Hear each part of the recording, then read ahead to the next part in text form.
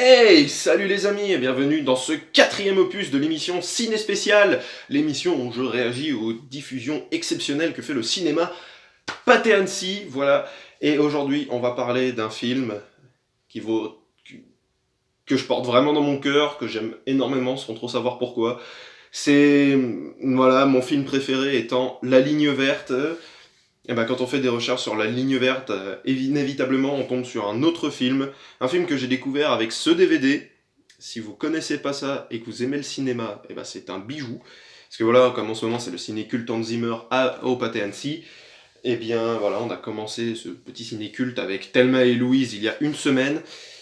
Et du coup, quand j'ai regardé ce concert de Hans Zimmer à Prague, je suis tombé sur un film dont j'avais vu en faisant mes recherches sur La Ligne Verte, par exemple. Quand on tape La Ligne Verte sur Google, il y a toujours un autre film qui est presque du même nom qui apparaît. Et en regardant du coup le concert d'Hans Zimmer, je me disais toujours, cette musique, elle a l'air, elle est un peu pénible, elle est moins bien que les autres. Sauf que cette musique prend un sens uniquement si on regarde le film, ce qui est pas commun pour Hans Zimmer. Ce film, c'est La Ligne Rouge, The Thin Red Line, réalisé par Terrence Malick. Et ouais, la première fois que j'ai vu ce film, en fait, j'ai halluciné. C'est un film de guerre, mais c'est le film de guerre le plus lent, le plus long et le plus contemplatif que vous pouvez trouver. Donc, comme le ciné spécial précédent pour Thelma et Louise, je suis allé à la séance avec mon fameux collègue, Monsieur Théo, qui n'avait jamais vu La Ligne Rouge, et c'est pour ça que j'aurais adoré l'accueillir sur la chaîne, justement, pour qu'il me parle un peu plus de son ressenti. On en a brièvement parlé, effectivement, le film est très long. Le film fait 2h45, et encore, la plupart des scènes sont coupées. C'est-à-dire que si, encore une fois, mes sources sont justes, ce que j'ai vu sur Wikipédia m'a fait grandement peur. Le montage final durait 6 heures. Je vous laisse imaginer. 6 heures, hein. C'est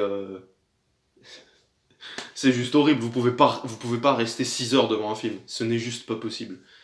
Voilà, il faut faire une pause, hein. Enfin bref.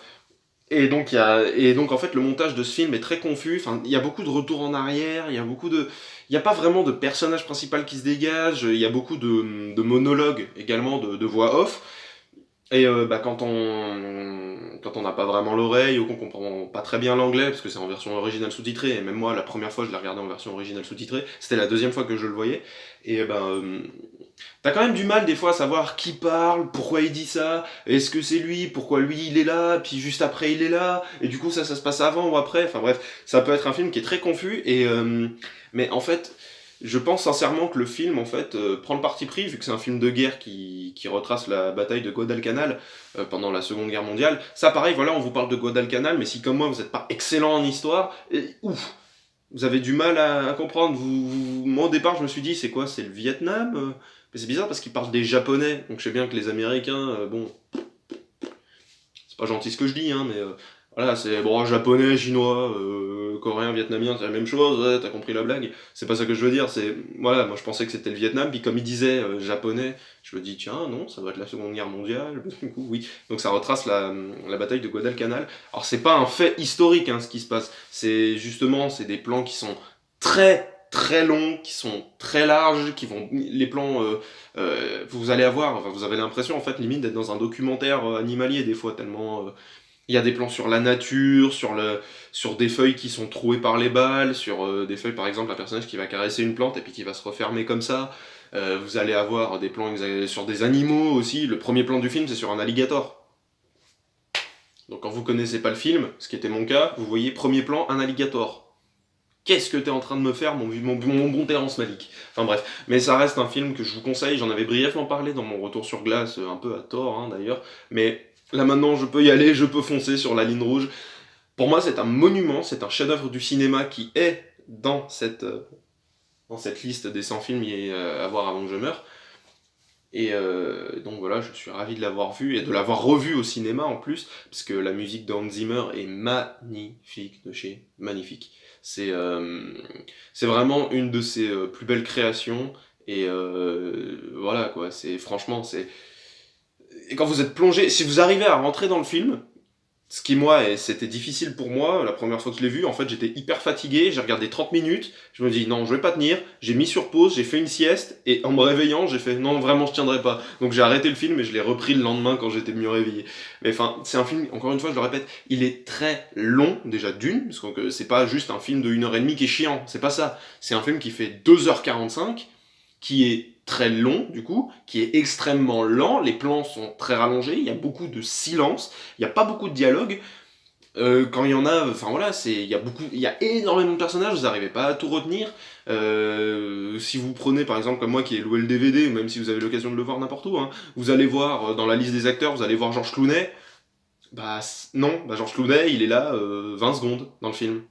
Donc c'est complètement du spoil pour le coup, mais c'est juste pour vous dire, il y a une ribambelle d'acteurs qui est incroyable dans ce film. Sean Penn, Jim Caviezel, Woody Harrelson, il y a un moment, il y a Jared Leto, enfin bref, il y a beaucoup d'acteurs qui sont extrêmement connus, John Travolta, Nick Nolte, enfin il y a plein d'acteurs géniaux, mais la plupart vraiment passent un peu à côté, et surtout vous attendez à les voir, ce qui était mon cas, par exemple avec George Clooney ou Woody Harrelson, et ils sont là vraiment, mais c'est expéditif. Mais en fait, la raison à ça, c'est parce que comme si, encore une fois, Wikipédia est juste, si le montage final a duré 6 heures, et vous imaginez bien que les studios de production, ils ont dit, non mais on va pas diffuser un film de 6 heures, c'est hors de question, alors tout ce qui est inutile, tu me l'enlèves. Et du coup, en fait, c'est pour ça que je pense que le montage est très très confus, parce qu'il devait y avoir une date de sortie, les studios ont pas lui laissé le temps peut-être de refaire le montage, je sais pas, ce sont que des suppositions, mais il y a Adrian Brody par exemple, quand il a vu pour la première fois le film, il devait être le personnage principal, parce que c'est tiré d'un roman, et le personnage d'Adrian Brody apparemment est censé être principal. Toujours pareil si Wikipédia est juste. Donc je vous encourage vraiment à voir ce film. Film donc voilà, sorti en 99, c'est une des plus belles années finalement. La mienne. Non mais je veux dire, 99, voilà, c'est la ligne rouge, c'est la ligne verte, Star Wars épisode 1, Matrix, qu'est-ce qu'il y a d'autre, enfin voilà, il y a Sixième Sens, enfin... voilà, c'est la preuve ultime, encore une fois, que les 99 sont supérieurs aux 2000. Voilà, coucou. Là, ils vont se sentir vexés. Mais non, c'était bien, les années 2000, il y a eu Incassable en plus. C'était cool. Il n'y a pas une année qui est meilleure que l'autre, mais 99, c'était vraiment une super année pour le cinéma. Voilà, la ligne rouge que je vous encourage vraiment à voir. Si vous avez 3 heures à perdre de votre vie, et surtout si... Un peu comme je l'avais dit sur mon retour sur classe, c'est pas un film de guerre. Il y a des moments où il va y avoir beaucoup d'explosions, il y a des moments où ça va être très dynamique et vraiment vous allez être un peu sous tension, mais il y a des plans qui sont très beaux sur la nature et c'est très contemplatif, donc pour moi c'est un film qui est très intéressant et moi je le porte vraiment dans mon cœur et je vous encourage vraiment à aller le voir et ça me fait super plaisir de redécouvrir ça au cinéma.